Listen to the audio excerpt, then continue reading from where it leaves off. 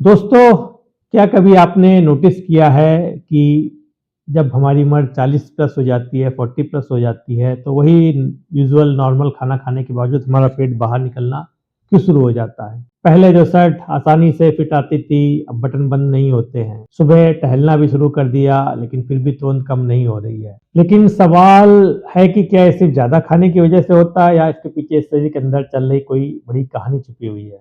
दोस्तों, आज मैं आपको बताऊंगा कि 40 वर्ष के बाद पेट की चर्बी बढ़ने के 5 असली कारण और साथ में ही 5 आसान उपाय जिनसे हजारों लोग अपनी बढ़ती हुई तुंद को कंट्रोल कर रहे हैं। नमस्कार दोस्तों, आप देख रहे हैं आपका अपना यूट्यूब चैनल। यहाँ हम बात करते हैं हेल्थ की, वेल्थ की, शरीर की सच्चाई की, बिना किसी डर के, बिना किसी भ्रम के, बिना किसी स्वार्थ के। दोस्तों, इस चैनल पे मैं जो भी कंटेंट बनाता हूँ उसमें मेरा अपना कोई पर्सनल स्वार्थ नहीं है। मैं यहाँ पे आपको कोई प्रोडक्ट बेचने नहीं आया हूँ, कोई सपने दिखाने नहीं आया हूँ। इस चैनल के माध्यम से मैं वही चीज़ शेयर करता हूँ जो मैंने अपने पिछले 50 वर्ष की उम्र में सीखा है और जान रहा हूँ और भी नई नई चीज़ें जानने की कोशिश कर रहा हूँ। दोस्तों, 40 के बाद पेट पर चर्बी बढ़ना सिर्फ मोटापा नहीं है, ये शरीर का एक वार्निंग सिग्नल भी हो सकता है, क्योंकि यही बेली फैट आगे चलकर बन सकती है बड़ी समस्या, जैसे कि diabetes, high blood pressure, fatty liver, दिल की बीमारी, शरीर की कमजोरी की जड़।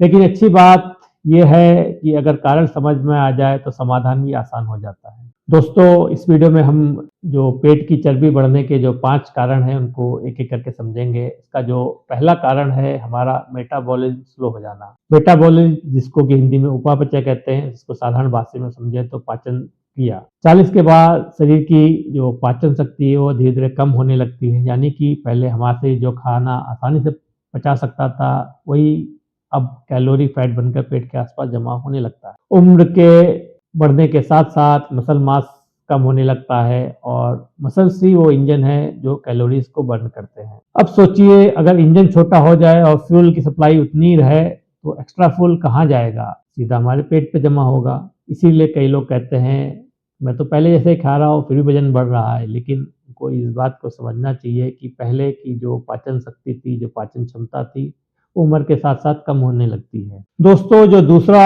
सबसे बड़ा कारण है, खास करके हम नॉर्थ इंडियंस में, हमारे खाने में अक्सर ज़्यादा कार्ब्स होता है, ज़्यादा शुगर होती है। रोटी, चावल, मिठाई, नमकीन, चाय में चीनी, बार बार हाई कार्बोहाइड्रेट खाना खाने से शरीर में इंसुलिन बार बार बढ़ता है। धीरे धीरे यही शरीर इंसुलिन की बात सुनना कम कर देता है और इसे कहते हैं इंसुलिन रेजिस्टेंस। और जब इंसुलिन ज़्यादा रहता है और शरीर फैट बर्निंग कम कर देता है, यानी कि पेट की चर्बी पिघलने की बजाय और जमा होने लगती है। इसलिए कई लोगों का पेट सबसे पहले निकलता है, भले ही उनके हाथ पैर दुबले हों, बाकी शरीर के अंग दुबले पतले हों, लेकिन पेट बाहर निकलना शुरू हो जाता है। इसका जो तीसरा बड़ा कारण है वो है हमारा स्ट्रेस।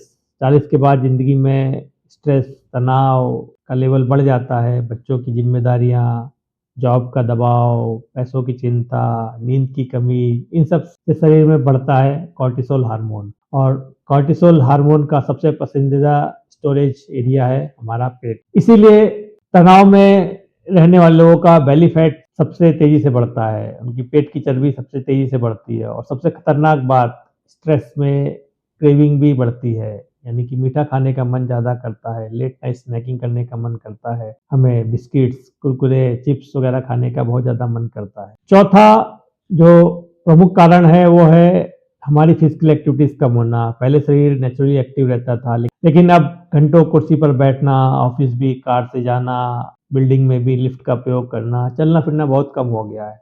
और शरीर का नियम बहुत सिंपल है, यूज इट और लूज इट। जितनी कम एक्टिविटी उतनी कम कैलोरी बर्निंग, उतना ज़्यादा फैट स्टोरेज। मॉर्निंग में 10-20 मिनट की वॉक कर लिया तो हम लोग समझते हैं कि हमने बहुत काम कर लिया, लेकिन ये सफिशिएंट नहीं है। आपको पूरा दिन एक्टिव रहना होगा। ऑफिस में भी जहाँ तक हो सके सीट से उठने का जब भी मौका मिले आप अपने आसपास टहलने का प्रयास करें, शरीर को एक्टिव रखें। पांचवा जो बड़ा कारण है वो है हार्मोनल चेंजेस।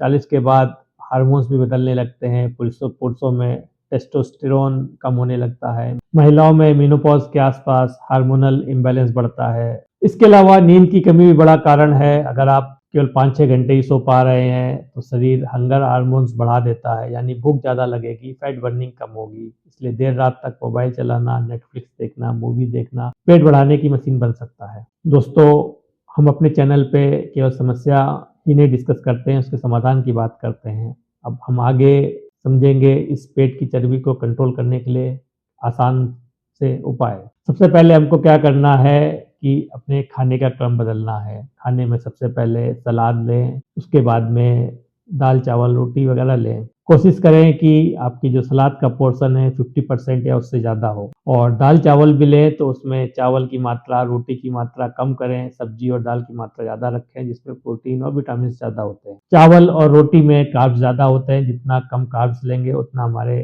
फैट को कंट्रोल करने में आसानी रहेगी। दूसरा क्या करना है कि रात का खाना जल्दी-जल्दी करना है। कम से कम 3 घंटे का गैप रखें सोने से पहले। मैं तो अपना डिनर सनसेट से पहले कर लेता हूँ और मैंने इसके ऊपर एक डेडिकेटेड वीडियो बनाया है सर्केडियन क्लॉक के ऊपर।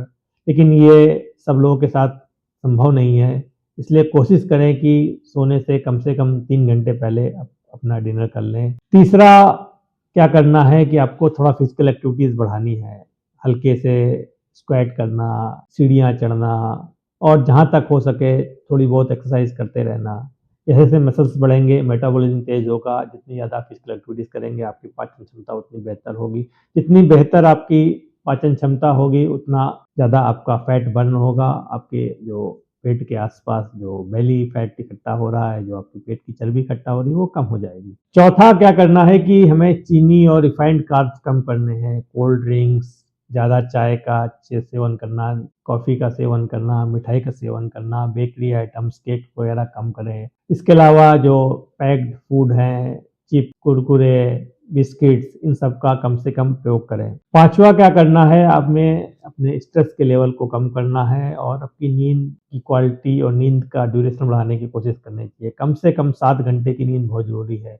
इसके लिए आप मेडिटेशन कर सकते हैं, डीप ब्रीथिंग कर सकते हैं या आपको जो भी आसानी लगे आप मैं जो करता हूँ, मैं थोड़ा बहुत प्राणायाम करता हूँ और अपने मन को शांति के लिए थोड़ा बहुत नाम जप भी कर लेता हूँ।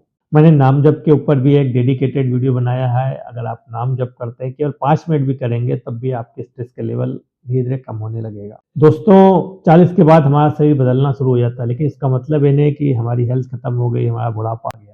असल में यही वो उम्र है जहाँ शरीर हमें संकेत देता है कि अब मेरी देखभाल करो। जो हमारे पेट की चर्बी सिर्फ बाहर ही नहीं निकलती, बाहर से देखने में बुरी नहीं लगती, धीरे-धीरे अंदर के ऑर्गन्स को भी प्रभावित करती है।